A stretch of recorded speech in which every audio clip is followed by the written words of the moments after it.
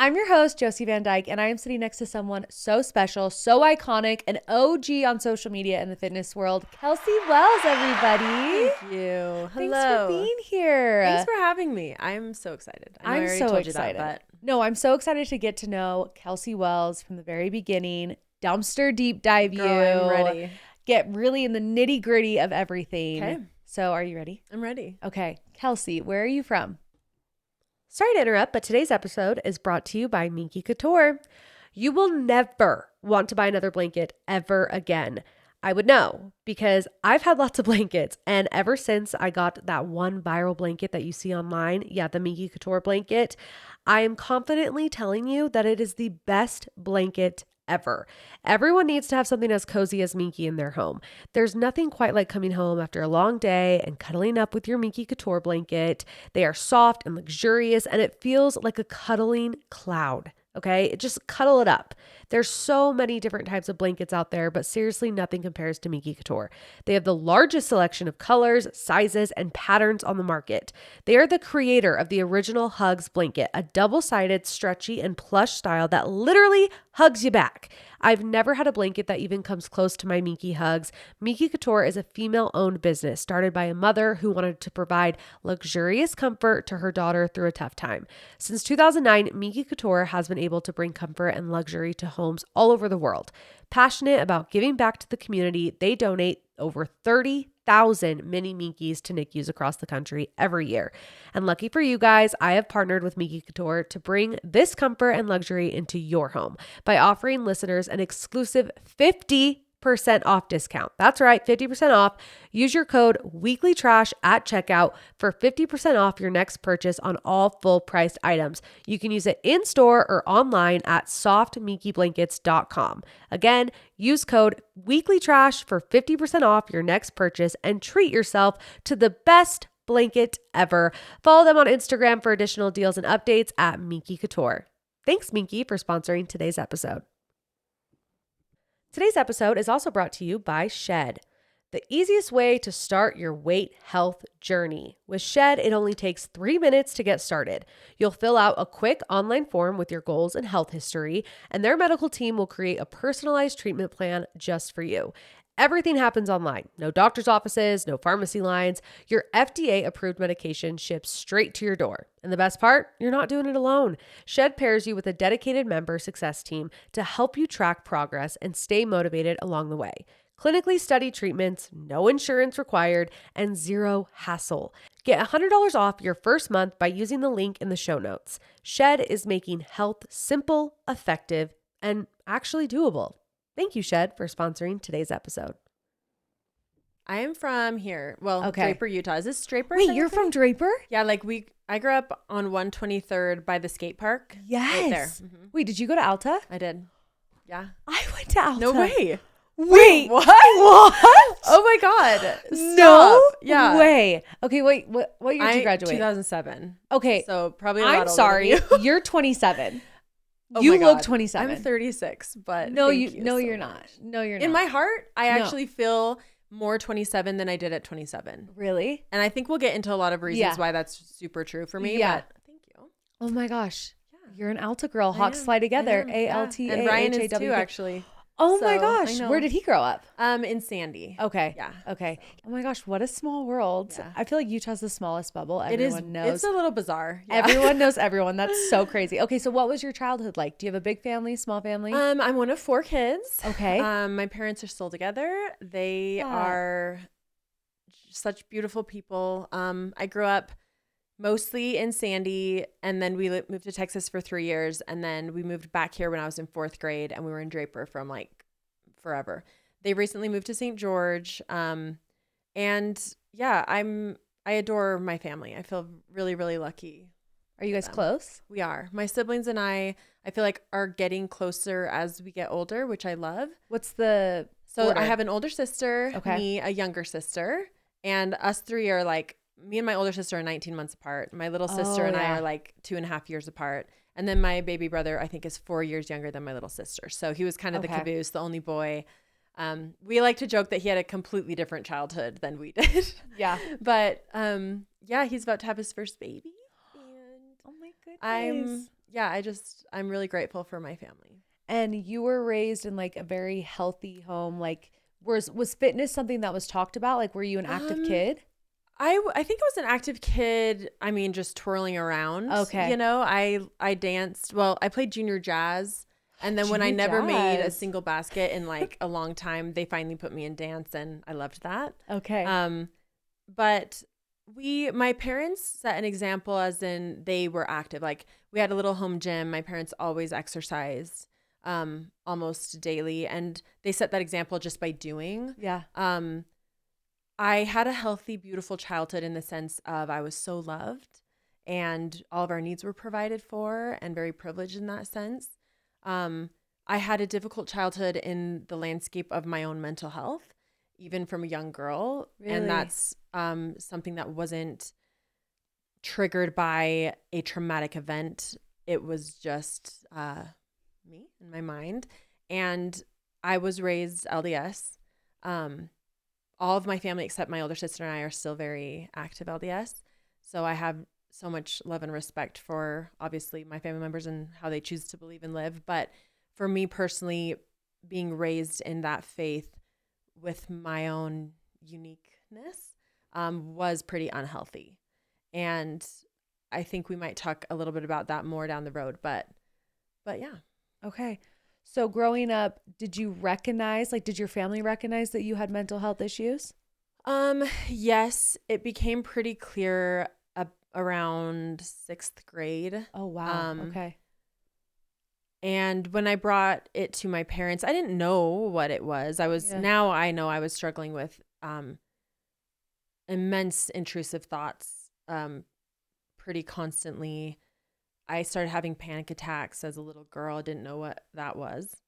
Again, like unprovoked. Couldn't sleep. I mean, just really severe anxiety, severe childhood anxiety.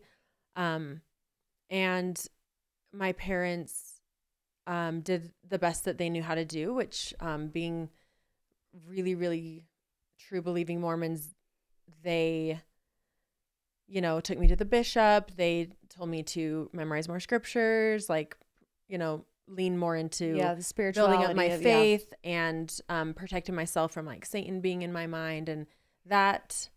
Is that what you were told, is those intrusive thoughts were Satan?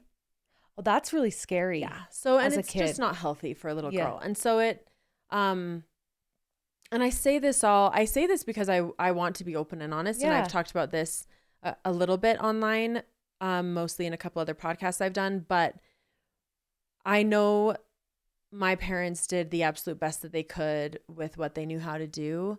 I knew that they thought they were doing what was best for me, and I have nothing but love for them and respect for them. But now it's been very healing to understand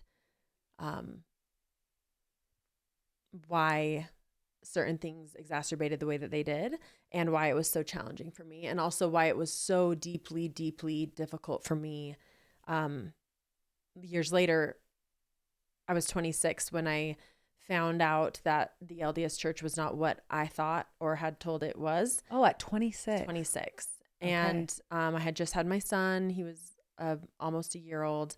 And that, instead of like a normal faith crisis or like a battle of like making sense of things, it was just, for me, it was so black and white. And it had unfortunately gotten to the place where that I didn't have an identity or a sense of self outside of that religion. And I'm unique in that, right? Like my siblings, they didn't deal with this. So it was me, but I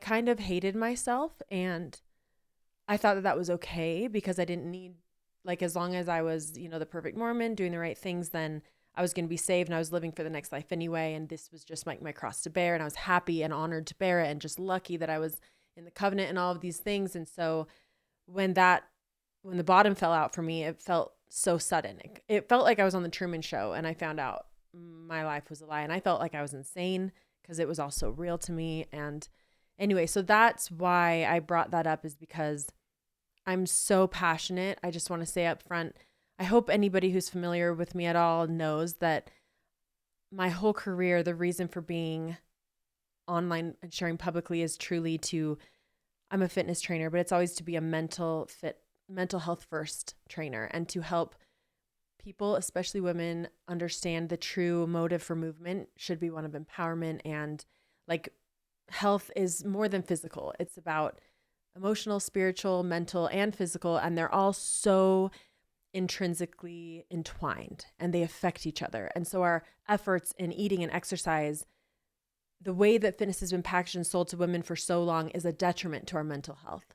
And we are such victims of diet culture rhetorics and bullshit, and it seems harmless on the surface, but for so many women who struggle with any, disordered eating or body dysmorphic thoughts or anything of that sense, it's so damaging. And so I've always been one to like just bring right up front like mental health and force these conversations that I'm so grateful to see are being had more. Yeah. But anyway, I wanted to share that because my mental health challenges began at a very young age, and I didn't have any understanding what that was or what I was going through until much later in adulthood. So yeah. With the thought process of, mental health being huge for you, was that always like your goal when you started posting social media? Like that was it. Because that's why I started. Yeah. Yeah. Okay. We'll get there. I want to know more about you as a teenager. So you were obviously very active in the church. Mm-hmm. So were you a well-behaved teenager following the rules? Very, very, very good girl. Okay. Yeah, like I did not step a toe out of line. Okay. And then Truly. Did you meet Ryan in high school? Yeah. So I actually, he was my biggest crush. He transferred to Alta the middle of my junior year. He was also a junior. We're the same age. Well, he's 3 weeks older than me to the day, which I think is crazy. But I remember, and I'm not even kidding you, the first time I saw him in the hall, and I was like, oh my God. Like I said, gosh. Yeah. Oh my goodness. Gosh. And I told my best friend, Kenzie, I was like, who is that? Like, I love him. Like, I was just so smitten. He was the hottest guy I've ever seen. And then I was on cloud nine, and I went to my like homeroom class, and then I found out he had a girlfriend, and I was like, oh, never mind. So I never spoke to him. I wasn't very confident in high school. Really? No. Was that because the mental health side, you think? I think I had some challenges with bullying in middle school that were really tough for me. Where did the bullying and some stem in from? Elementary school. I think when I was in elementary school, when we first moved to Texas, being Mormon was really weird. Okay. And also being a new girl is hard. And there were some like classic bullying things, like a girl literally poured chocolate milk on my head in the cafeteria, like my first week of school. Like, wait, classic. That's bullying. something out of like a Disney really, movie. Yeah, really shitty. Can I swear on here? Oh yeah, Okay. fuck, shit, bitch, Okay. all things. Say it. So I don't know. I didn't have a lot of confidence, I think, for a few reasons. But by the time I got to high school, I was also that girl who I tried out for everything. Like, I love dancing so much. I tried out for dance company, drill, and cheer every year and never made anything. I ran for student government every year, never made it. Like, I don't know what it was in me that kept putting myself out there, and I'm so proud of her. Yeah. Like, but and I credit, like, my parents were so supportive and like getting back up there. Like, my mom would fake give me a secret Valentine every Valentine's because she knew I wouldn't have one, like that kind of thing. So but that said, like, in high school, my older sister Jessica became my best friend. We fought a lot when we were younger, and then by the time we were 1 grade apart. So when I got to Alta and she was in Alta and she kind of realized the hard time I was having, she just took me under her wing, and her circles became mine, and her friends looked out for me. And I mean, my sister was like homecoming queen, cheer captain, like coolest girl, newspaper editor. Like, she was the girl. And so she looked out for me, and I felt happy. I had a couple good friends, and I had my sister, and but yeah. I think that would surprise a lot of people because of who you are now. And I mean, not that looks matter, but they do kind of matter. Yeah. And you're stunning, but you didn't feel, I could never see it. You didn't feel beautiful. No. Do you feel beautiful now though? I do. Good. How did you finally connect with Ryan though? Okay, so he the first time I like spoke to him, I was working at the mall. I had work release my senior year. Okay. And where were you working? Aeropostale. Oh my gosh, Aeropostale. Yeah. I remember it's in that it was in that corner. It's still there, I think. Yeah. But I was like folding clothes, and he and this other kid from our school walked by, and I was like, and they like saw me and I saw him, and I was like, I don't know what to do with myself. I turned around and I told my manager, I'm like, can I go in the back? Like, I just like, what if they come in here? Like, I didn't have the confidence, just like say hi. But he did. And he came up to me and they were like, Kelsey, hi. And I was like, oh my God. And my manager's like, yeah, take your break. And we walked down and he bought me a lemonade. And I'm like, oh gentlemen. Like, my heart is pounding. I'm like, this is crazy.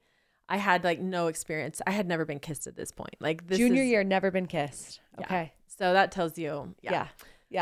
So I. Did you and Ryan were you in the same circles at least? Like, was that so random that he said hi to you?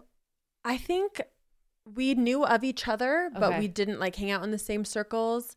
And so that's why it was like the first time we talked, you know, but my heart was pounding and I was like, wow, maybe like, oh my God, you know, he's talking to me. And then he asked me on the way back to drop me off for my 10-minute break. He was like, so would you ever go out with so-and-so? And I was like, oh my God, he's trying to set me up with his friend. I was just devastated. Yeah. I told him I was dating someone in college because my sister was in college at that point. But you weren't. No. I mean, I was like hanging out with some college boys because of my sister, but I was, no. Yeah. And I was just so sad, I remember. But then it was like a few weeks later, he got my number from a mutual friend, and it was like a Sunday afternoon. I remember sitting on my bed and my phone beeped. It was the number I didn't know. And it was like Ryan Wells. And I was like, oh, I freaked out, ran down the hall, told my sister, we're screaming. Like it was like that kind of crush. And then we started like talking every day on text, and he had broken up with his girlfriend. And we started like the last few months of our senior year, we talked a lot, like every day over text. And then graduation night was the first time we hung out in real life. Okay. He, like we like danced together at the Pepperwood party. I was gonna say, do they still do that? I don't know if they still do that, but that was my prime. Was it? Yes. Did you kiss a million people? Oh, had you kissed anyone at that point? I did have my first kiss the end of my senior year from a college boy. Okay. My sister's friend. Okay. But no, I was but that's kind of what. Yeah, Pepperwood party is you kiss every single person that you ever wanted to kiss in your whole life. I obviously did not have the confidence for such a thing, but I did have the confidence like being near Ryan, and he did try to kiss me. Like 3 hours later, we had talked all night, like hit it off so well, and it was raining. I mean, it could have been out of a movie, and we're on the porch of this house and no one else is around, and he's like, I'm not gonna lie, I have the biggest crush on you. And he like goes in to kiss me, and I turned and I ran to my car. I'm not making this up. My gosh. I was so scared, and I just thought, oh no, he's gonna kiss me because it's a Pepperwood party, and then he doesn't care, but I care so much, and I couldn't take it. And so I literally left him standing in the rain, and I left my friend at the party. I'm like, I left, like text her. And then he texted me the next day. And he was like, I'd really love to see you. And we both went on our senior trip. And during that time, we had like our first phone call. Oh. It was 2 hours. That's serious. And I was like, I'm in love. And then when we both got home from our senior trips, we hung out like one-on-one. And we hung out every day for a year and 4 months until he went on a Mormon mission. Okay. And I wrote him every single day.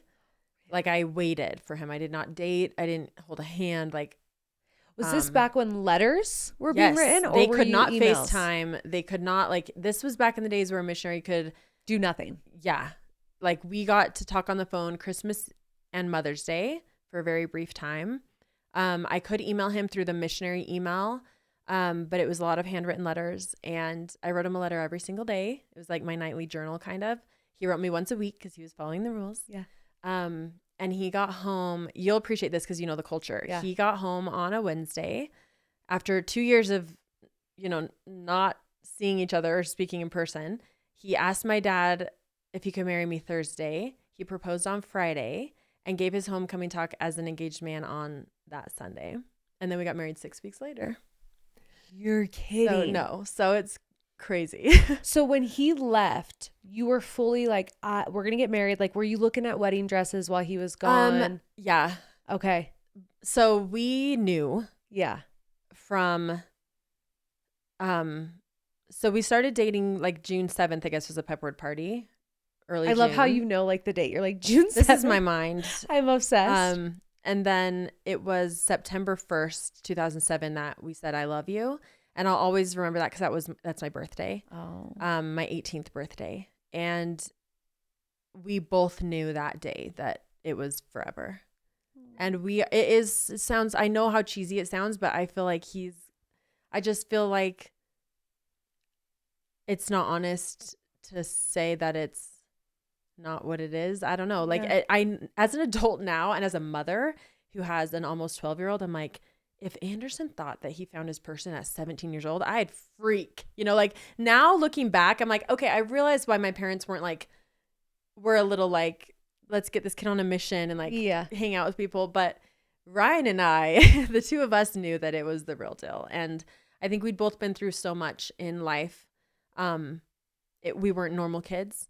And I do believe I'm not religious anymore, but I'm very spiritual. And I do believe that, I don't know, call it a twin flame or soulmate or whatever. But I think he's my person.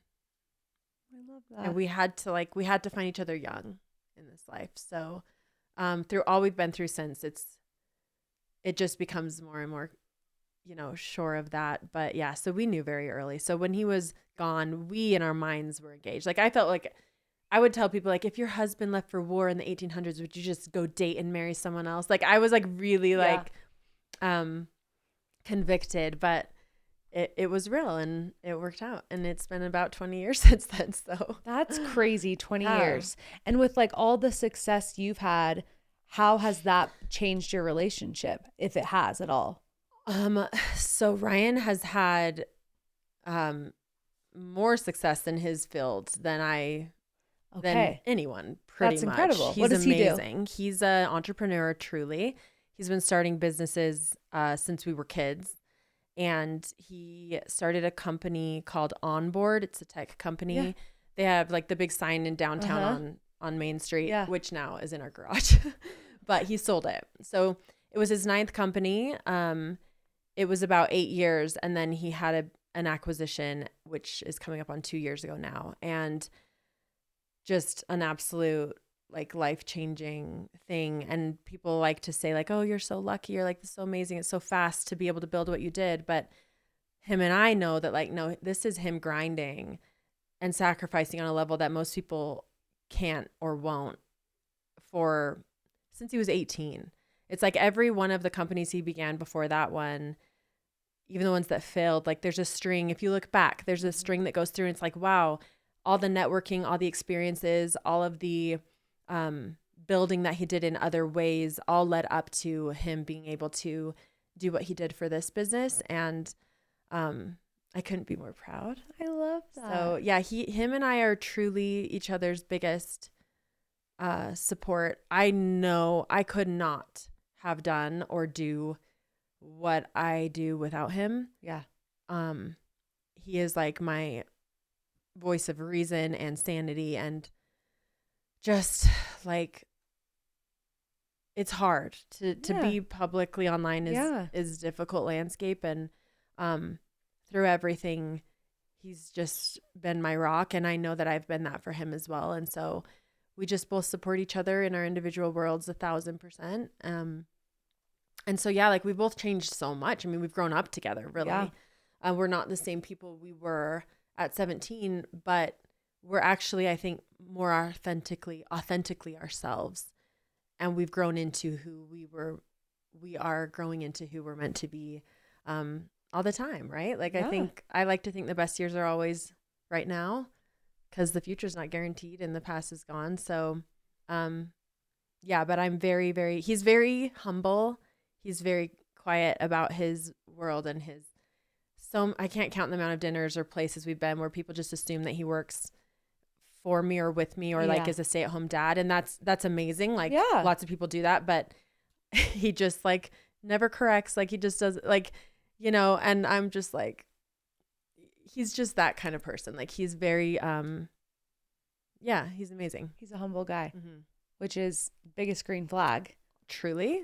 Your 17-year-old self picked a really good one. Right? That's the thing. You got so Thank lucky. God. You got so lucky because a lot of people don't get that lucky. I did. No, and I'm so aware of that. And I think he is, I think, the biggest reason for my success because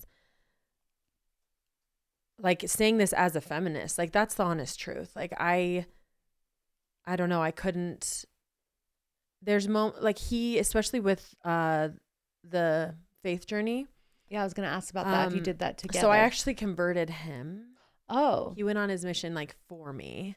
Oh. And that's a crazy, like that year and a half before. He wasn't Mormon. He had been baptized, but they were not active. Like he'd never read the Book of Mormon. He didn't go to church, like was not about it.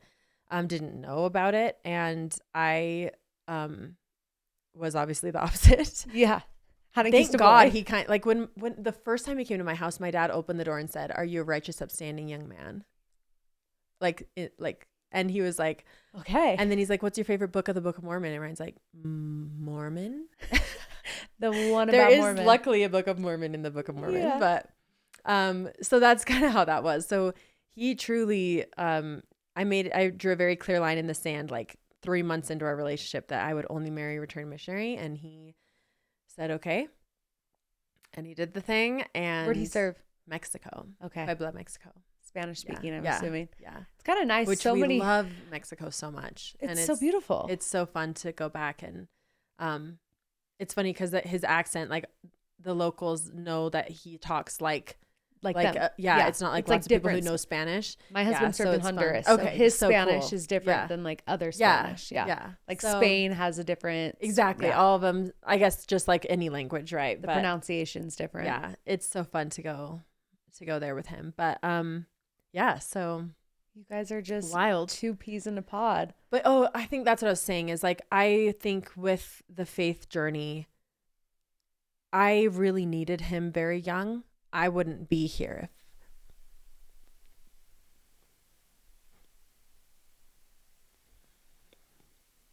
if I didn't have him through my mental health lows. And so I'm just very grateful, and I feel like it was very meant to be that we got to find each other young. When you were first married, was the mental health still really bad? No. I felt like it was all, tied to Mormonism for me. So I felt like the mission was my mission as well. And that's when he was gone, my disordered eating was one of the worst periods I've had in my life, because I liked to assign things such as my eternal salvation to like, if I don't eat any sugar for a month, then that means Ryan's going to stay safe. Like I would make these secret vows with God. Like I was really not well with the religion. Have you heard of scrupulosity? No. So it's OCD. I was going to say, this sounds very OCD. Okay. I had that very prominently. So that would leak into my eating. And my anxiety would make me so sick that I would lose weight. And then everyone commented my freshman year, and he was gone. Or right before he left and while he was gone, people commented a lot about how thin I was getting. And then I was like, oh, I need to stay thin. And then it just all kind of became tangled. Were you thin in high school? Like, would you say I was definitely like thin? Yeah. Like I was straight, but I had cellulite, I remember I had girls making fun of the back of my thighs once, and I was like, oh, and then like, I hated that for myself my whole life. It's just like these little things that we cling to when we're so young and vulnerable. And I think when he was gone, my OCD and then my disordered eating and my body dysmorphia really were all raging. And I didn't have anyone or a safe space to like put that. And I also didn't think it was a problem because I was like, being righteous and people were praising you for it. Sure. And like I wanted, as most any woman in this decade or the last 4, like you want to be as stick tiny as possible because that's what we're told is we need to shrink ourselves. And that's a whole other subject we should get into. We will. But I think, yeah, I had a really hard time while he was gone. And then when he came home, it just felt like I could breathe. My food noise quieted, my disordered eating quieted, because it's like I did it. Like he's home, he's safe, we're married. And it felt like a respite from my mind. And he loved me so much. And my body, and like and that's what I was getting to, was like he was able to love me and see me and believe in me even before I could. And there's that, people say like you can only love someone else to the capacity you love yourself, but that's absolutely not true. I know that's not true. And I think I loved him so much, and he was actually the first person that was able to get through to me, where he started to notice I would tear myself down like out loud, or I would not eat or something, and he'd be like, and he would call me out on it lovingly. And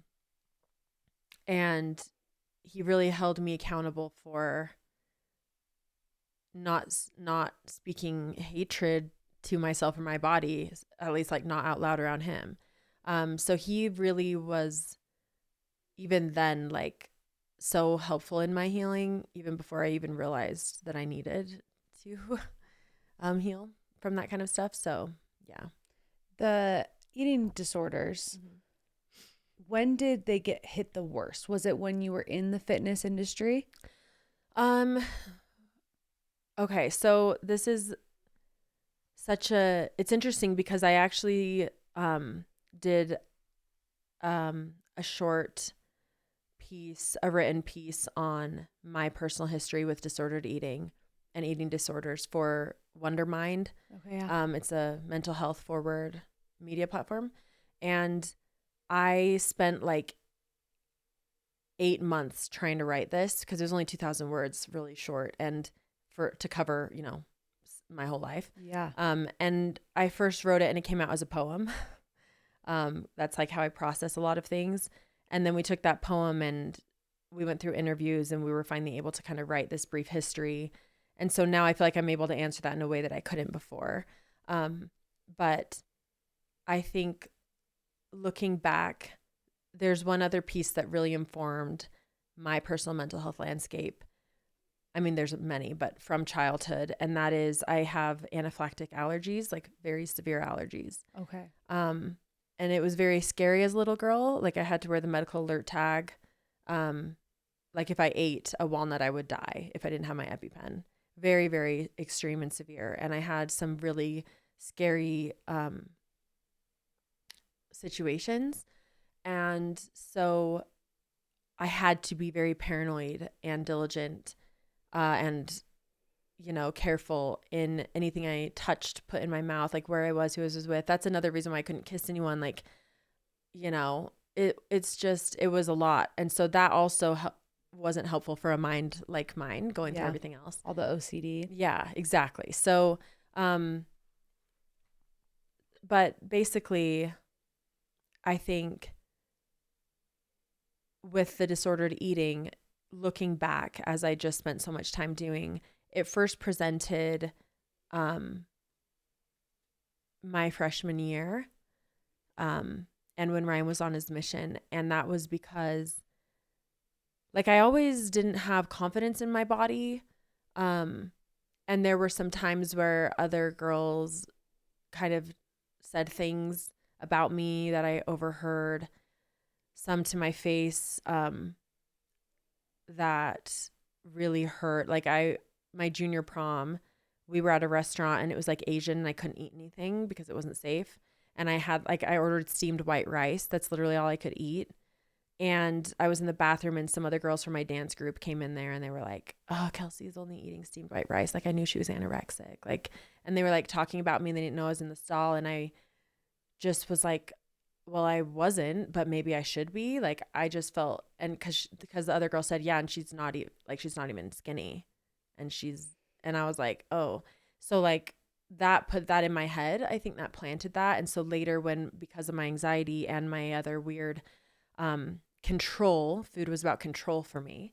When that started becoming very real and I did start getting thinner from those things, it kind of like snuck in. And I think it's very important. Most people who experience disordered eating or eating disorders, it's informed, of course, with diet culture and body image, but it's actually usually not about that.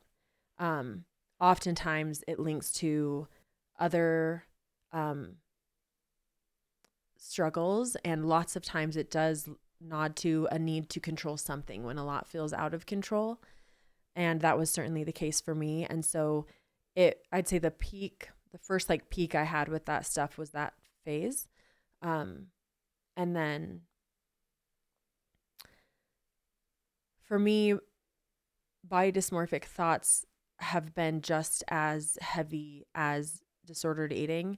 And they've kind of like taken turns almost in the forefront of my struggles.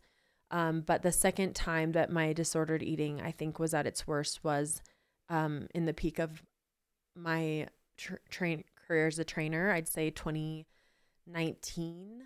And that was so sneaky because I was talking about these things and I was very advocating for all of the things I still believe in now and being very authentic and genuine. But looking back, it's like, I think I put myself on such a high pedestal, and it would be like, okay, well, I'm not starving myself or I'm not binging. And so it's not, because my disordered eating didn't present in the same way that it did the first time, I didn't see it until it had such a grip on me.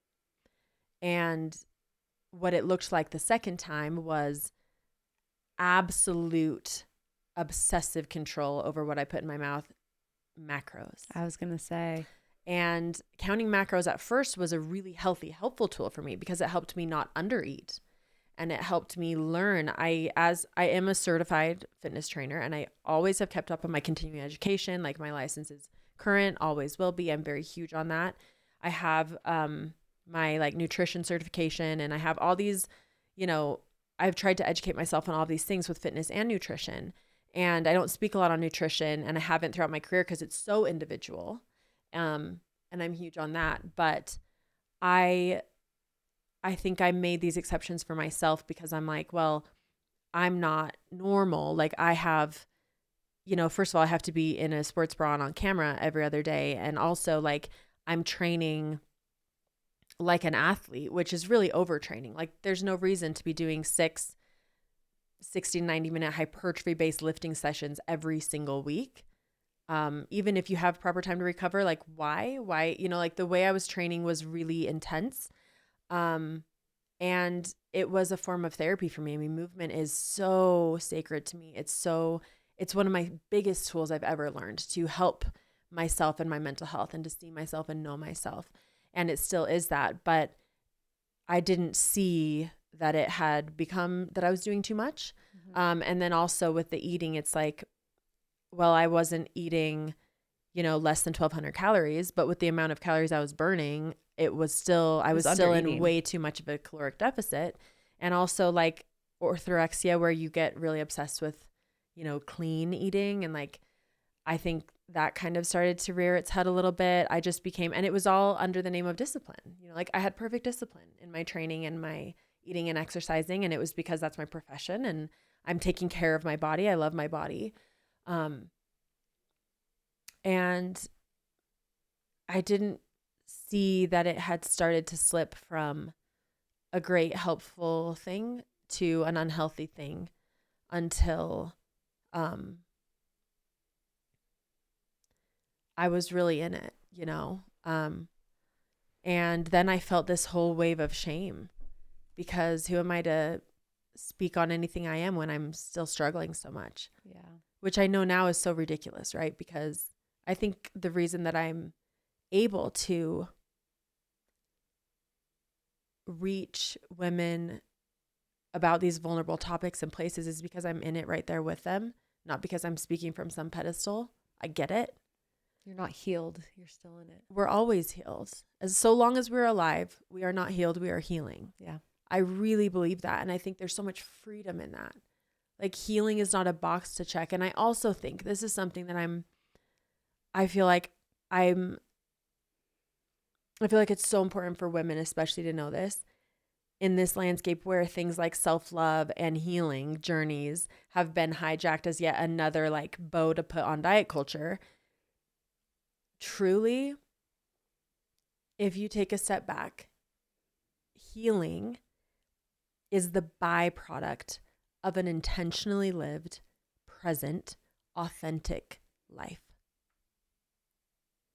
Doing all the things, the crystals, the sound baths, the meditations, like the journaling, like all of these tools are great, beautiful. I use them. I love having tools in my toolkit to help me with my mental health. But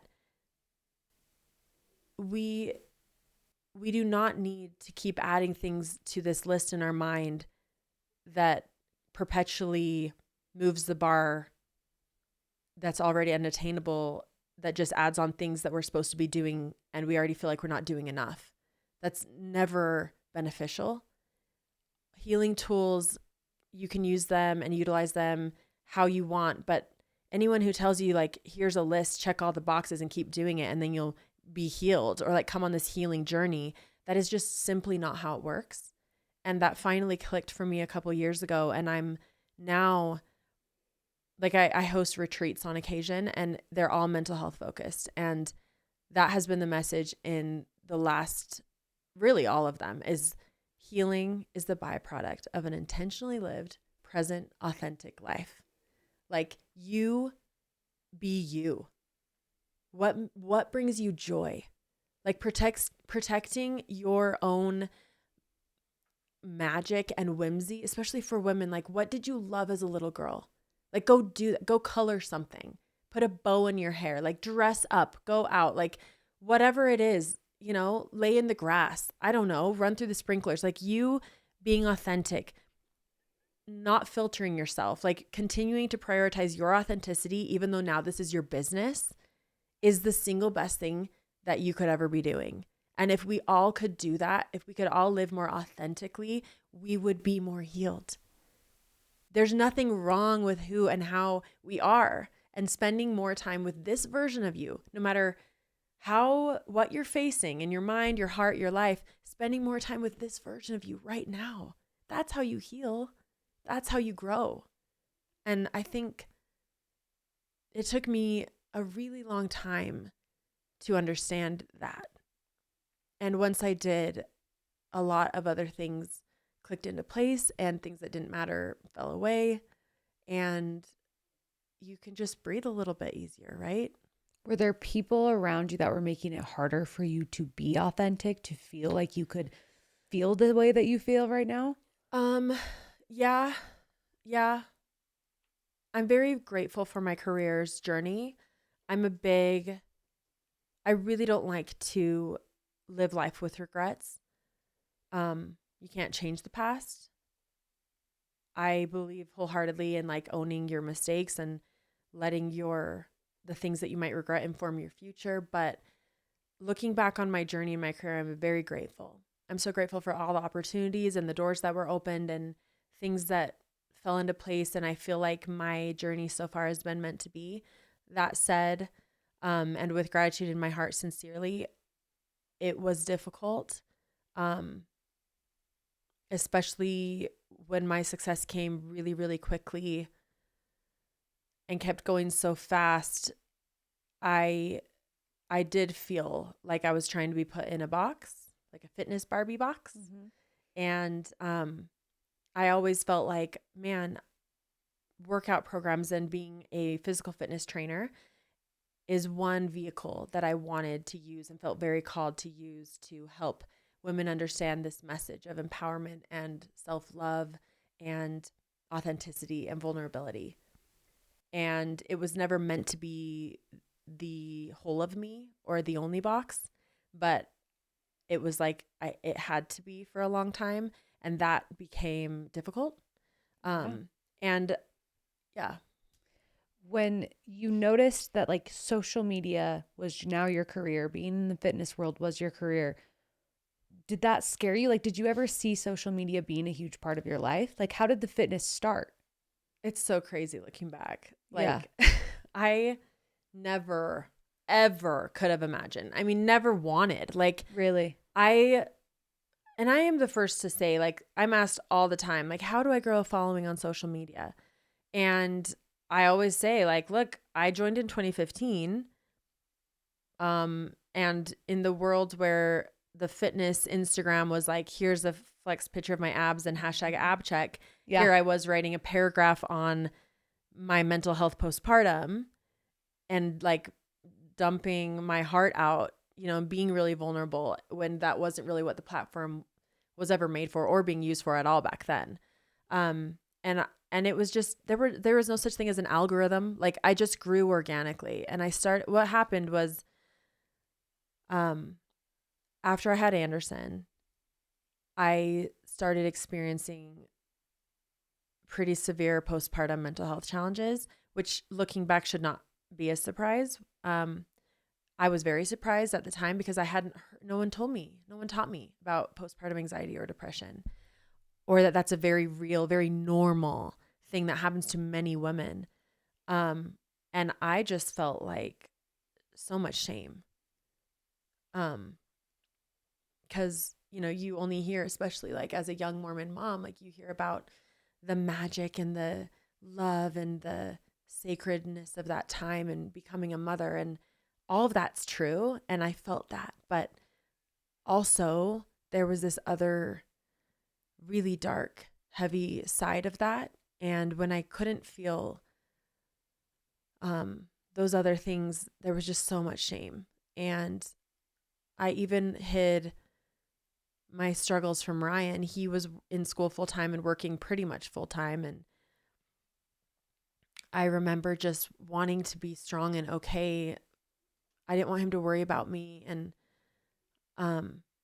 it's so hard, right? Because God, like, you never want your person to feel like they can't let you in. And I subconsciously was doing that without even knowing during that time. But I was just so ashamed. And anyway, it was at like a doctor's appointment a couple months postpartum where your hormones are supposed to kind of start evening back out. And they gave me this little mental health survey. And I remember like reading the questions and be like, lie. Like, I'm not going to let them know anything. I'm not answering like scale this honestly. 1 to 4. Yeah. And you're I'm like, oh, I'm a 1. Yeah. 1. No, truly. Like, how many times do you feel like ending your life? Oh, yeah. 1. Never thought about. Yeah, exactly. Can you enjoy things on a daily basis? Oh, yeah, all the time. Exactly. Yeah. You get it. And I thought I had like really fooled them. And my doctor still came in and was like, so mentally, I think you need help. And I was like devastated. Like to hear someone else name that was just so crushing. And back then I had a lot of stigmas. I didn't believe in taking medication or you had never taken medication up till then. Never been even to therapy. With all your struggles. Wait, you never went to therapy? Not before even that. When you had all of that mental health issues. I really thought, because at this point as a new mom, I was still Mormon. For Pray me, and it'll go away. it was all the church. Yeah. That's it. Yeah. If it was really bad, you asked for a priesthood blessing. No therapy. Like no meds. So I had a lot of stigmas, a lot of like not helpful beliefs around this stuff. But my doctor was like, do you exercise? And I was like, what the hell does that have to do with my mental health? And she's like, well, it's not magic, but it might help. There's data that shows that regular exercise can help mental health. And I was like, I'll try anything. Like, just please give me a couple months before you like make me go to a psychiatrist or get medication or whatever. And so basically I began exercising for the first time in my life. I was 24. And it was like the very first time that I attempted to regularly exercise in an effort to help myself heal instead of out of hate for my body. And it turned out that made a big difference. And I had this huge epiphany, like, whoa, it's not what we think. It's not what they're telling us. And I felt this like, I mean, way before my body composition shifted in the mirror, I was able to like get through the day. And, you know, I started to feel better mentally. And it did feel miraculous. And I leaned into that really hard because it was just a lifeline. And I was so new to caring for myself. And so it was like such a beautiful journey. And the first 9 months of my fitness journey were very private. I had an Instagram, like a personal one, but I didn't use it because it was really bad for my mental health. I would just scroll, compare myself to everyone, hate myself more, get off. And so this was like, I would just exercise the first time Anderson fell asleep. I borrowed a yoga mat from my mom in the hallway of our 1-bedroom basement apartment. I just walked him around the block in the stroller, like for almost a year. And at that time, I had found out about like fitness Instagrams. And I was like, oh, well, actually what happened, it's funny because I've shared this part of my story a lot, but never the full truth, because for a long time I wasn't comfortable talking about my faith journey publicly. When I left the Mormon church 10 years ago, it was a very different landscape than it is now. And I also, it's so hard because I have such strong feelings with that. And I've been through so much personally, but also, like I said, I have so many people in my life who I love and respect so much. And I want everyone to live what they believe. Yeah. And I'm proud to say that I've always been like lived what I believe. And for a long time that was in that religion. And now it's led me out of that. And I think people's journeys are different. So I never want to come across, although I do vehemently disagree with the organization itself and lots of its policies, I never want to come across hostile towards the people that I love who find their peace there or anywhere else. But that said, it was during that time when that fell out of the bottom for me. And it was like, if I say I really met anxiety in my youth and postpartum, then a year later when I was struggling with my identity crisis, that's when I like met depression. And I know that if it hadn't been for the foundation that I had built up over a year of just these small, simple tasks of caring for myself, like when I didn't know what to do and my mind was so dark and loud, I would just keep going through these small, simple motions. I would work out. And I had to keep my baby alive and I had to care for him. And Ryan was working so hard and going to school still. And I was just numb and going through motions, and caring for my health became like a small tether back to myself. And that's why I wanted to start an Instagram, because I desperately wanted a place where I could exist, where no one cared what religion I believed in. And I wanted to also be the voice that I wish I had had postpartum. Like I was trying to say the things that like I wanted somebody to say to me. Like, you're not insane. You're not a bad mom, you know? So I started my Instagram out of a really vulnerable spot. And I promised Ryan that if I did this, it would not be anything like my normal Instagram. It would be 100% authentic and vulnerable and used as this healing place. And the second it wasn't that, I would quit. And that's something that I've always kept centered in my mind, because when I was talking to 2 women and then 2 million women, it didn't change for me what I was saying or why. I was always talking. I am always talking to some previous version of this woman, of this girl, and in hand, every woman and every girl, because we all have so much more in common than we have different, I think, at the end of the day. So it's always been like, in the beginning you asked, has it always been that for me? And it really has. Now, I'm certainly not the same woman I was 10 years ago. I'm so grateful and proud of her.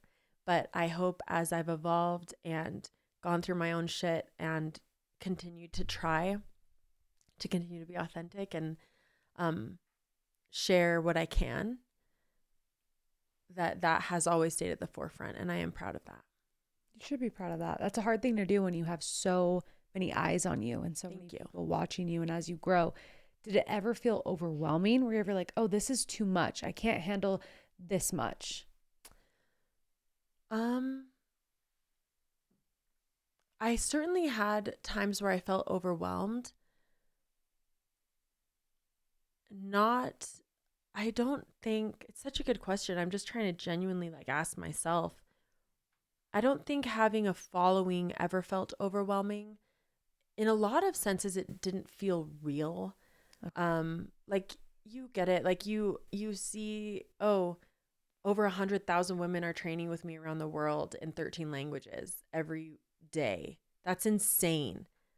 I don't get that. Like, Doesn't register. like during, like I'd see that number and then but I'm just going about my, it's like, because it's digital, it doesn't feel, I don't know, but anytime I meet someone or I do a live event or I get to meet women in real life or give a speech or whatever, go on a podcast, like I love human connection. And like, that's always tethered me back to my why and like helped me keep going.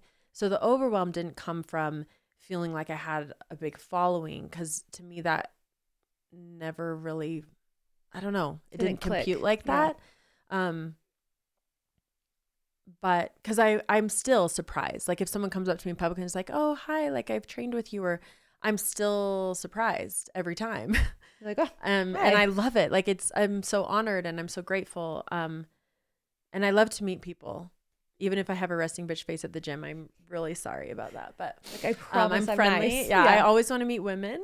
Yeah. The men, you can don't care about stay you. back. I'm not going to lie. Married, leave me alone. But yeah, so the overwhelm came from just expectations, work commitments, having to constantly feed the content machine no matter what because of contractual obligations. Overwhelm comes from the blur that happens when you're a content creator. Even though my path wasn't that of a traditional influencer because I never monetized my social media platforms, I always chose to be a trainer, and my content I was creating was always for my programming. I didn't have other brand deals or and I have so many friends who do that, and I know the weight of every piece of your life being content or should be or could be, and so even though I didn't have that in the sense that some do, it's still very real, right? Because I wanted to show my vulnerable self outside of just trainer Kelsey. And I felt like that was very important for the type of trainer and woman I wanted to be.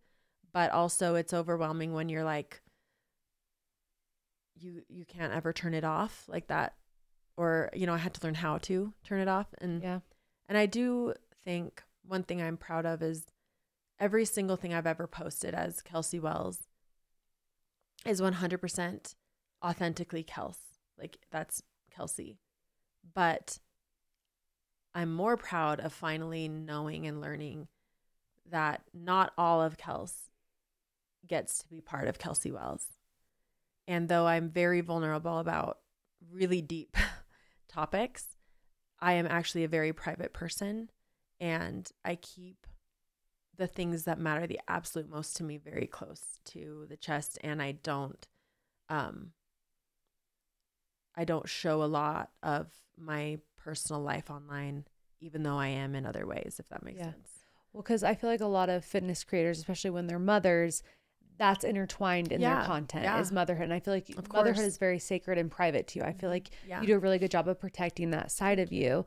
But I do want to touch on motherhood a little bit. I love talking about motherhood. That's a huge part of who you are, even if you aren't broadcasting it for social media. Yeah. You have your son. Mm-hmm. Did you always picture yourself having one child, or did life go a different route? Yeah, I always wanted 4 or 3. Okay. Ryan was like, we want 3 because we want to be able to fit in any type of car. It's just that's me right now. I'm like, I have 3. I can get a G-Wagon. Or anything, right? Just makes things simple. But we had Anderson. He was a surprise. Oh, okay. The Nuva ring. Do you remember that birth control form? Oh, I remember. Yeah. Okay, so I was on that at the time. I was literally 2 days late picking up my new one for like the next month, and we got pregnant, and I was freaking out, super scared. I mean, we were in love, of course, like we wanted to have kids, but I mean, I had just graduated from college. I was putting my bachelor's degree to use as an interior designer at the time. I felt like I was just starting my career. I was going to be able to provide for us while Ryan finished his school and like take the pressure off of him a little bit. And it seemed just like I just felt so unprepared and not ready. But talk about divine timing. Like Anderson had to come when he did. He was the catalyst for my entire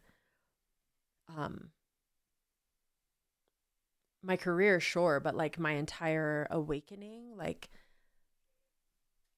I feel like Ryan and I both, we just needed that little boy right then. And he was just meant to come when he did. But that said, I thought for sure, like, I'm not going to have any problems having kids. So my career took off when he was I started my Instagram when he was like a little over 1. Everything escalated really quickly. And I was like working really hard. And everything was really full on by the time it was like 2.5. And from like 2016 through up until the pandemic, like I was traveling internationally almost monthly, like back and forth to New York and LA, all the time in Australia, because that's where my workout programs were produced. And I struggled a lot with mom guilt, of course, and all of that. But there was a period when he was like almost 3 where we were like so excited to expand our family, and it didn't happen for us. And after a couple of years, we were like, okay, are we going to go down the road of IVF and all of that? Or are we going to just, let it be? And I just decided that I couldn't do that. Now I know I have endometriosis. And so it makes Anderson being even more of a miracle baby, given everything. But yeah, so I also feel bad. I feel like I'm very long-winded in my answers. No, I love it. I love it. Because sometimes some people, it's like, I'm in my brain like, okay, we got to think of another question. You make it very easy. You're such a good speaker. I want to hear all of your life story. I hate when it's all me talking. Well, no, that's the point of this. No, but so we can talk later. But give please me the long-winded. Cut me off at any moment. Never. No. But yeah, I think I definitely wanted more kids. And since then I have had some beautiful, very personal experiences where I do feel like our family is complete. I count my dog as my other son. Literally, he is so special to all of us. But I also feel like, to be really honest with you, and I don't think most people will like this, but the truth is, like, I feel like my career is a calling as much as it has been a career. And I feel very grateful that my profession is very passion-led. And I know with my own unique mental health and everything else that I don't think I would have the capacity to be the kind of mom I want and need to be, and have multiple children and have the career that I have. And so I found a lot of peace in knowing, like, I might not be able to have more children, but maybe that's because I'm helping certainly mother little girl Kelsey, and also help other women hopefully, return back to that love in themselves. And if that's why, then I'm honored to do that. So I feel the same way. I mean, I have 3 kids, but I always pictured 4. Yeah. And that last one, I'm like, I just don't. This is my 4th baby. Yeah. Okay. You get it. This is my 4th baby. And same with the mental health stuff. I'm like, I want to be the best mom I can be. And some women, they can have 7 kids. No, my mother-in-law had women. 7 children. It's amazing. I know for myself, like, I've hit that cap, and it would be selfish of me to have another baby just because it looks good. It's just because I think I want another baby. Like, do I or do I think that's what I'm supposed to do? So self-aware. It's amazing. You really have to think for yourself. And clearly, like, that. You are meant to be doing what you're doing. And this is very important, too. Yeah. So when did you have the biggest pinch me moment in your career where you were like, oh, I've made it?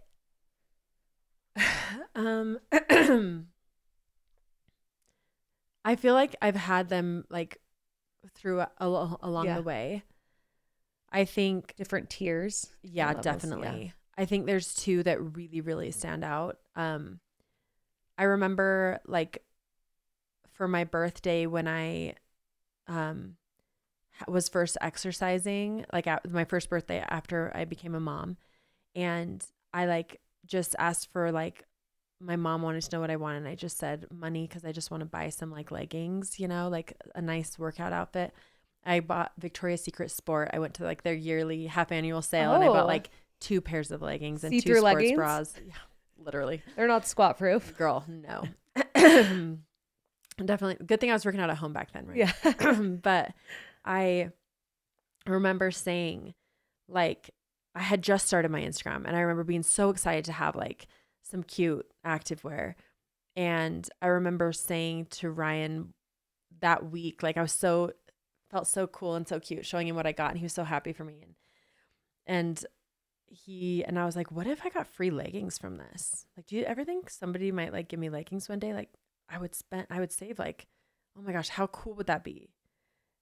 And I was like laughing about it. Like, couldn't imagine that my Instagram might lead to free leggings one day. And it was not even 2 months later where a brand reached out and they wanted to gift me like their whole collection. And then they also wanted to fly me out to London and pay me as well and bring Ryan. And they wanted me to model for like their early collections. And I was like, what? Like, I will never forget that, like ever. I was like, how, what is going on? I couldn't even deal with it. I think I had maybe, and it did happen so fast. Like I went from like 2,000 followers to like 60,000 followers in a couple months. Wow. In the beginning. And they reached out to me very early. So, and yeah, that brand's Adanola. I'll give them a shout out. They're still around. Oh my gosh. Yeah. Well, and that's crazy too, because back then to have that opportunity, that's huge. Oh my gosh. It's a huge opportunity now too. Yeah. But I think we see it more often. We've almost become numb to it because we see all these influencers go on these brand trips and get this luxurious life. But back then to be flown to London. Oh my God. That was not something that was happening. I mean, they paid me $6,000 and paid for all of our travel. And at my interior design job, I made $1,875 a month, unless I like was making commission on top of it. So like that was 3 months of my salary. Yeah. I mean, I was sobbing. Like that was such a life-changing opportunity. I mean, in so many ways, right? Like it was a pinch me moment in every box, like my mental health, my like emotionally, like literally, financially. It was just so, I could not believe that taking that giant leap and being vulnerable could lead to something like that. Like it was just, and it was an amazing trip with amazing people. I'm sure. What was the second one that stood out? It was in Singapore, probably 2017. Okay. And I had been asked to be one of the headliners for Singapore Fit Fest.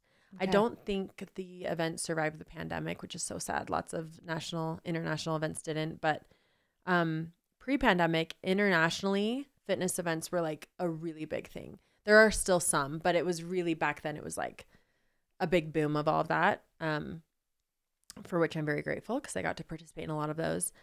But I had done some live events, and I loved it. Like I love leading group workouts. It is just because I make them say affirmations. Like I'm giving them mental health stuff while I'm kicking their ass on the workout. And I just love it. I love the energy when women come together and it's electric. But I remember being really, I almost had a panic attack because we went to the sound check and it was massive. Like they put me on the stage and it was huge. And I was like, are they going to put up partitions? Like, what's the plan here? And they're like, this is it. And I was like, okay. And I remember they told me the capacity was 2,000 women. My biggest event was maybe like 200. And I just thought, oh my God, I'm across the world. I was like, I just felt sick to my stomach. I'm like, these people have flown me out here. Like, I just felt like I was going to be the biggest letdown. And I remember telling my PR manager, I was like, can you please like have them get like partitions so that like when people come, we can like make a back to the room so that the content doesn't look horrible and the event has like good media they can use to promote this next year. Like I was panicked thinking that there's no way that room's not going to be empty. And when I walked out on the stage the next day, there were women waiting and it was full. And I just like, I literally stood on the stage and it was like my, intro music and this thing. And I just started crying. I literally just stood on the stage and I just started crying. And I was like, thank you so much. It just was like frozen. And I'm like, not that they necessarily came just for me, but I just couldn't believe that it was another one of those things. Like the women online, like it's real people. Yeah. You know, and that was just such a pinch me moment. I will never forget that feeling and just the energy. And I was just so like, whoa. Well, I'm probably proud of yourself in a way, because Yeah, you didn't think it was going to be full, but I'm sure you were like, I hope, like, I don't know, but I mean, girl, yeah, I don't know if I was even hoping. I was pretty just panicked. you were like, it's please. But, yeah, and no, that's so the thing, scary. Like, it was just they just came and they were amazing, and yeah. Sorry to interrupt, but today's episode is brought to you by Bohm. Bohm is one of everyone's favorite places to shop when they want pieces that feel elevated, but also still effortless. Their clothing is feminine, flattering, and actually wearable for real life, whether you're dressing up for a date night, putting together a cute everyday outfit, or just wanting to feel a little more confident walking out the door. Bohm has got you covered.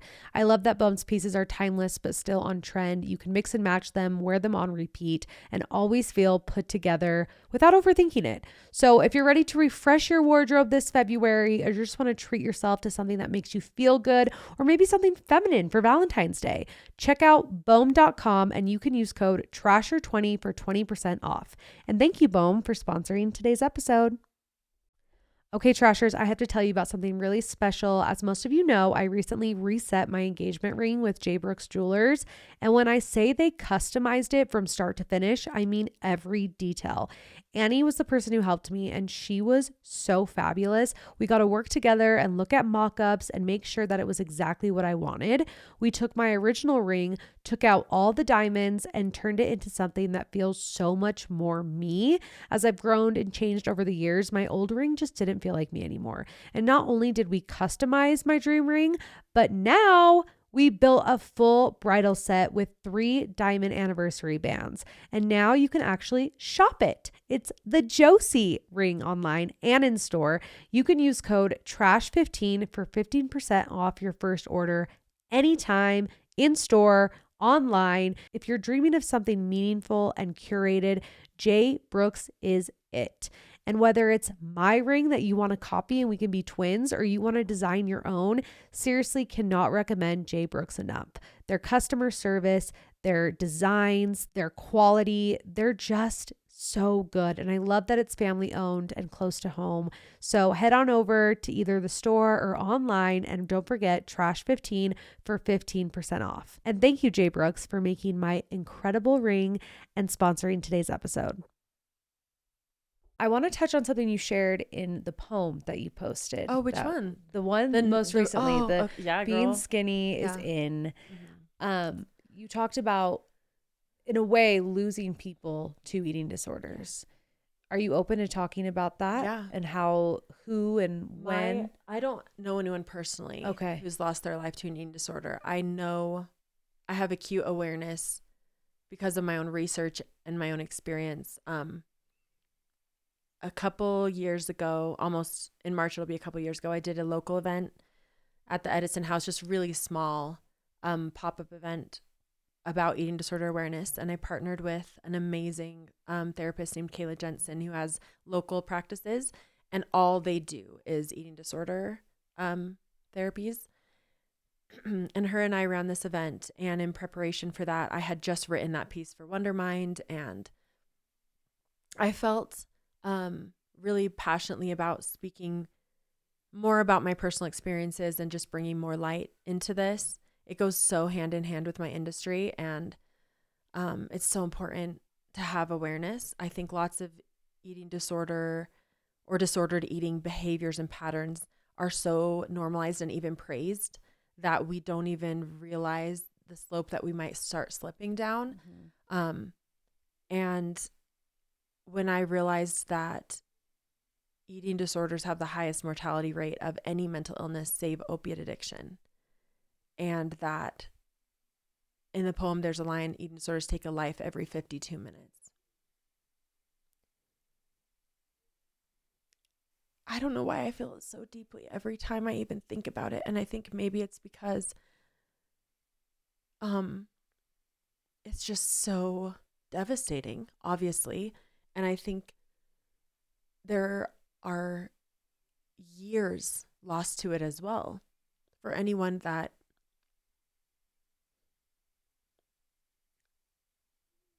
struggles with that. Even if you haven't lost your life, and there is always hope, there's always healing. I've certainly feel like I've lost years of my life and many memories to this thing that feels so all encompassing and so impossible to face. And I think it's really important to say these really difficult and devastating facts because I just want women to see it. If you can't ever, you don't know what you don't know. And so if there's no awareness around something, I guess I hope that if women have more awareness in general of what it looks like and the cost, then we'll be more gentle with ourselves and give ourselves more grace. And Right now, I mean, being skinny is in. As somebody who takes a GLP-1, I sometimes feel like people look at my content and may think that I'm trying to share that message of being small. But I worked out my whole life. I was an athlete my whole life. And after birth control, my body was not the same. After pregnancy, my body was not the same. And I love my body. Yeah. But it was so frustrating for me because I'd work so hard and I never see the results. Yeah. I was an active person. I was like, if I sat down all day and was lazy and looked like this, okay. But I worked so hard and I want that to be seen. Yeah. And for the first time in my life, I feel like I can see that. Yeah. And I got tested and I had type 2 diabetes and I had no idea. Oh my God. I had no idea. So it really saved my life. That's amazing. But I feel like a lot of people abuse it and they use it in a way to be just skinny. Yes. And as someone who's in the fitness world, I'm sure, and does it trigger you in any way when you see people talking about the GLP-1 so openly? No. So I think open, like I applaud you for being honest and open. I think it's always a good thing. I also understand as a content creator, like I don't blame anyone for sharing or not sharing because I know you're damned if you do, you're damned if you don't. And it's your mental health has to come first. So as a creator, if you choose not to share certain things and you're protecting your own mental health in doing that, I'm never going to judge you. But I have always been very honest and open about anything I've do or have had done or whatever. I'm huge about that. And when it comes to GLP-1s, it's a very, I'm so glad that you wanted to talk about this because I think there's a couple things that I haven't been on social media very much. God, it's been like 8 months now, which is so nice. I'm so grateful that I could take a bit of a break. But it's jarring because I opened my phone to scroll like 3 days ago. Within 5 minutes, I was served just as many ads for GLP-1s. And I am bombarded with companies trying to pay me insane amounts of money to promote their GLP-1s. And you're seeing, certainly in Hollywood, like that extreme thinness is definitely on trend again, right? And it feels like, as a trainer, it feels like the tiny swing that we were starting to see with like healthy bodies look different. They can come in different shapes and sizes and like a little bit more inclusivity and representation. BMI isn't everything. I hate the BMI index. That's a whole other thing. Yeah. It's literally just based off men and it's also outdated and archaic. But with GLPs, it's like my thing as a trainer and as a mental health advocate and as someone who tries to raise awareness for eating disorders, they're like anything. They are not inherently bad. I actually spoke about this at that event I was just telling you about. And I think like anything with nutrition or fitness, your journey is individual and your mental health needs to come first. It is actually a miracle what it is doing for a lot of people. I think GLP-1s are not a bad thing in any sense. I do worry and hold a lot of sadness for the fact that many women are utilizing these as pharmaceutically assisted anorexia. And that breaks my heart. And I don't even blame any woman injecting themselves, because my God, how could you not? Like, I am fit and healthy and strong and have been through all of this, you know, and this is my passion, my career, and blah, blah, blah. And I still am triggered. Like, oh, it would be so easy to lean right back out if I just did that instead. And then there's an argument to be said of, like, for someone like me, I'm not on one. I haven't tried them yet, but it's like, I wonder if I asked my therapist, would they be like, with all of your food noise in your history, like, if you wanted to cut again, instead of going extreme on macros, maybe that would be a better option. Like, I don't know. I'm not going to do that for myself right now. I think for me, I'm healthy. I just got my blood work done. Like, I'm working on healing my endometriosis and going to be having surgery for that soon. And like, I just want to focus on healing physically. But all of that to say, I feel triggered in a way that is very dangerous for someone with a history of disordered eating. And that makes me just so sad, because something that can and should be a great tool for so many people, if used with a healthy mindset, if you have a healthy mental landscape, that's amazing. And then for others, it can be really devastating because you can't see yourself right. It's never enough. And that's why I say, and I've said this my whole career, like, the truth is, if I could snap my fingers and you could have your absolute dream body, like right this second, you would actually have 0% more confidence than you do right now. And everyone's like, well, that's so easy for you to say because you look like that or whatever. And I'm like, well, it's easy for me to say now because of all that I've been through. But that was so hard fought and earned. And I can't count the amount of people I know who have what this world would call a perfect body, who are miserable, struggling, no self-confidence, never lean enough, never thin enough, always beating themselves up. On the other hand, I know people in bodies of all shapes and sizes who love themselves, have joy in their body and in their life. And that's what all women deserve. All women. And so it's like, whether you want to change your body composition through eating and exercise, or I would never say or, because I think if you're using a GLP-1, please be exercising. Please be eating protein. Please. Yeah. Like these things, it's not like a quick fix or a shortcut. Like, you have to look out for your health even more so. But I think it's like life, right? It's and not or, and it's going to be individual for different people. And so, like, I would never be one to judge anyone who's on it. I'm definitely one to implore everyone on it to please look after your health and make sure that you're not doing it because a sense of lack. Yeah. Like, I'll be enough when I'm thinner, because that's not going to fix that. No. You know, and I know you know that. Like, well, and this is something I love talking about, because I've noticed a shift. I mean, I've been my heaviest, like when I get pregnant, I get really, really, really big. I gained 65 pounds with Anderson. Oh, with my first, I was hitting almost 100. Like, okay. I was big. And I think now that I'm smaller and I fit what social norm is as like the hot body, you know, I got a tummy tuck, I got implants, I have boobs now, all these things. People look at me a little bit differently and they're like, oh, now I actually said this in my solo just barely. I've always been this confident. Yeah. I have always been this way. I believe it. I feel it. When I was at my biggest, I was still the one dancing provocatively, being funny, wearing a bikini. Yeah. Was there parts of me that, you know, maybe was a little more insecure in certain things? Yes. But I've always had this level of confidence. I love that. Where back then it was inspiring. Where now, because I look like this, oh my God, that level of confidence isn't applauded. Yeah.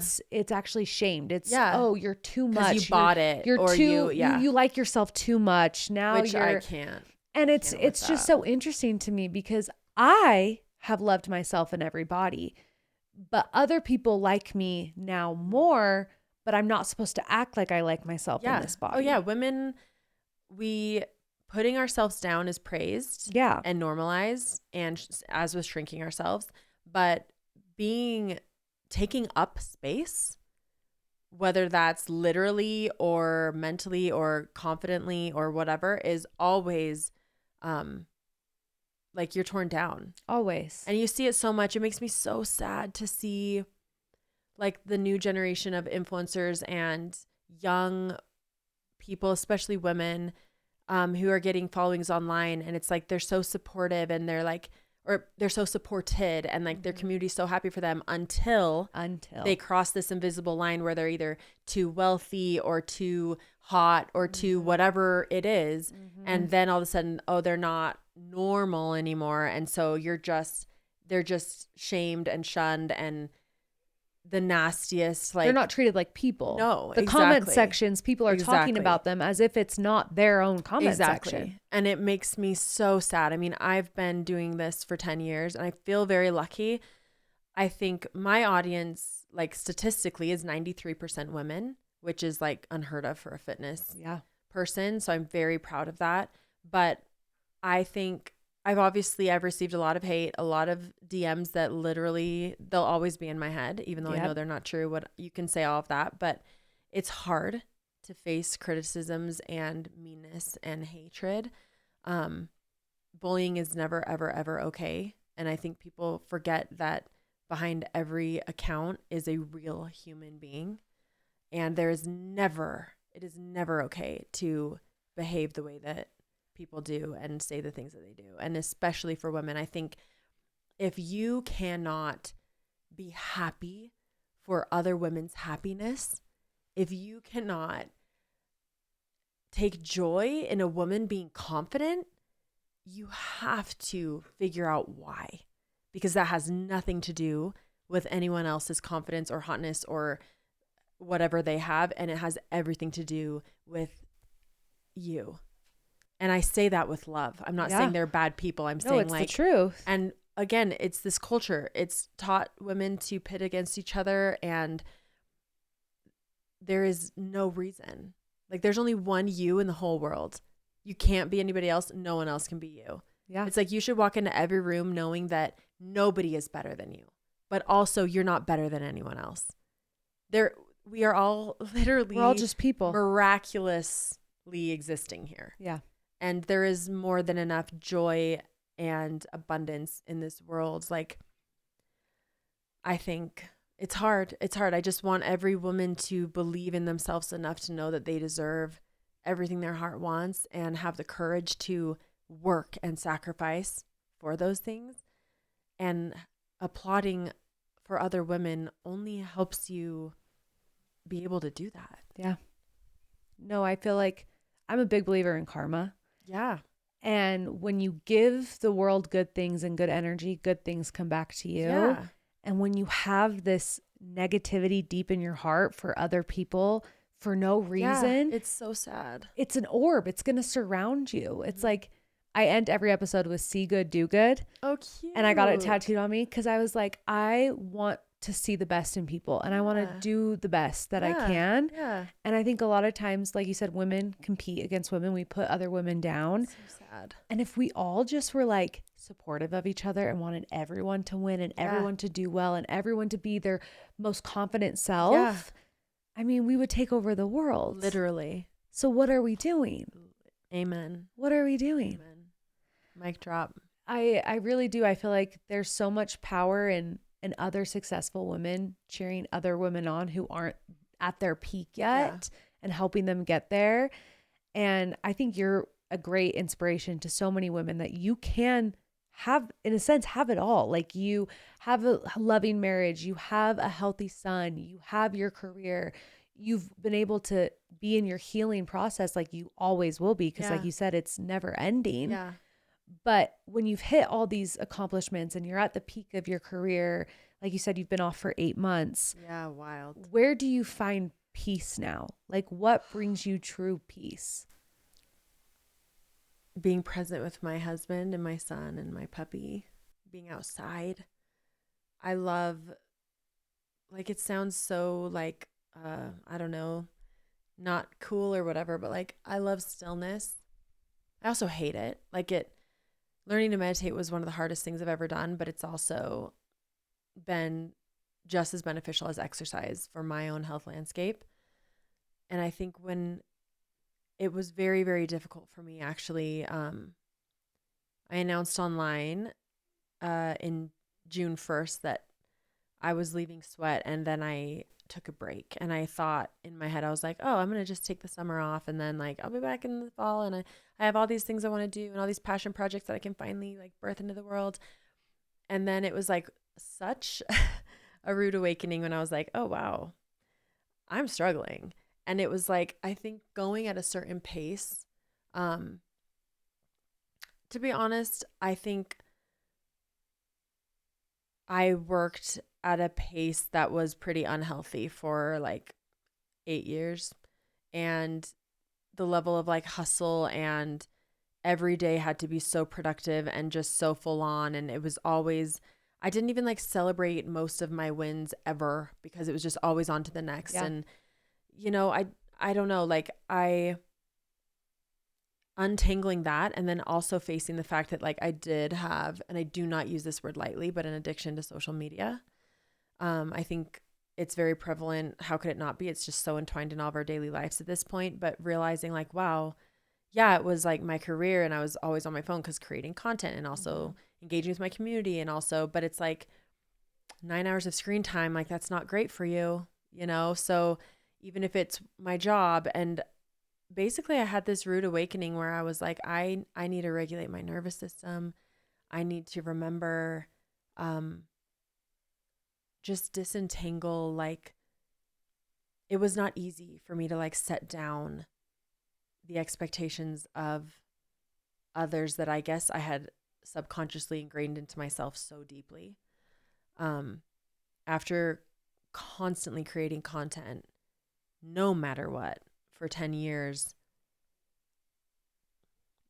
I just needed to like deprogram a lot. And it was harder than I thought it was going to be. Sure. I'm bricked right now. Do you have a brick? No, but a couple of my friends have that. I feel like, yeah, I could use that for sure. But I'm also like this summer, I was like, I don't know where my phone is. Oh, that's amazing. That's like, what? That's a like, first. That's crazy. You're like, yeah. whoa. I went from taking hundreds of photos and videos every day of life and myself to like, I think I've taken 3 pictures this week, like one's of a sunset, one's of my kid. Love. You know, like whatever. But I think peace for me is really, and I think maybe other people, especially who struggle with similar mental health challenges to what I've shared, the only true healing balm for like my mind is being present. Like be where my feet are. Even like when I was working with mom guilt, it would consume me and kill me sometimes to miss out on certain things with what I didn't even know was going to be my only child's childhood, which is still heavy, but I would just have to be where my feet are. Like if I'm working, I am fully on set. I am engaging with the photographer as a human being, not just as a person I'm working with. I am keeping in mind what project we are trying to create and what's the purpose of that. And maybe that might help someone. Like I have to be present or else I panic. And now it's like that, but the opposite. Like I need to be present. I need to go touch some grass, literally.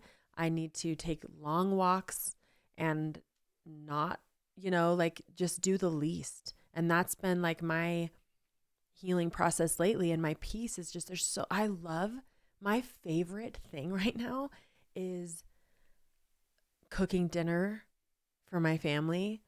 If you follow me a long time, I used to say like, I hate cooking and I don't like it. And that was always true, but also things became so crazy that like I didn't have the capacity for it either. Yeah, it's the last thing you wanted to do. And so it was like frozen meals, or like I had like 2 crock pot meals that my husband and I are so sick of still to this day.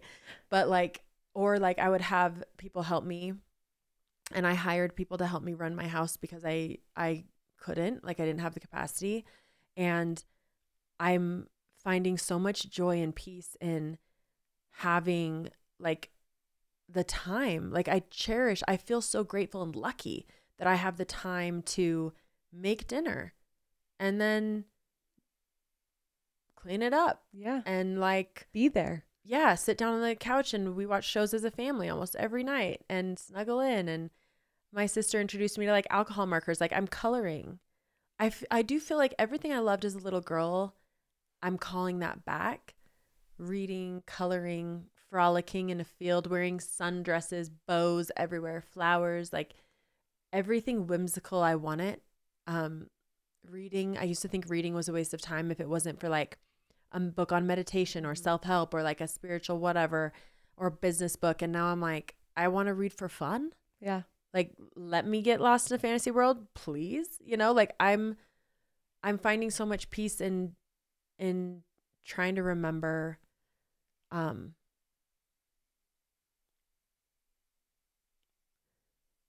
guess peace and gratitude in remembering the point of life, which I believe is really to spend time and make memories with the people that you love. And that should include yourself. And I think I have this really acute awareness given, I feel like I'm living my second life in this life because the shift with me religiously was so huge.